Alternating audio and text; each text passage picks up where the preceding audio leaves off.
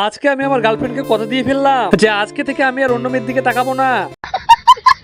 আজকে দিনটা শুরু হলো কুয়াশা ভরা সকাল দিয়ে, আর আমিও বেরিয়ে পড়লাম আমার থারকে নিয়ে, কারণ আজকে আমি যাব খুব স্পেশাল একটা জায়গায়। তো ফাইনালি চলে এসেছি আমি আমার স্পেশাল জায়গায়, আর এই জায়গাটা সত্যি আমার খুব পছন্দের। আমার জীবনে ভালো কিছু হলেও আমি এখানে আসি, আর খারাপ কিছু হলেও আমি আসি। আর তোমরা জাস্ট এখানকার ভিউটা একবার দেখো, দেখলেই মনের ভিতর অটোমেটিক একটা শান্তি কাজ করে। আর এখানে আসার সব থেকে বড় কারণ হচ্ছে এটা, তোমরা আমার থেকে খারাপ কন্টেন্টওয়ালা ইউটিউবারদের সাবস্ক্রাইব করছো, আর আমি এত কষ্ট করে ভিডিও বানাই তবু তোমরা কেউ সাবস্ক্রাইব করো না। তাই তোমাদের বিরুদ্ধে কমপ্লেন করার জন্য আমি এখানে এসেছি। যাকে বাদ দাও সেসব কথা, কষ্ট করে গেলে ফল একদিন ঠিকই পাবো।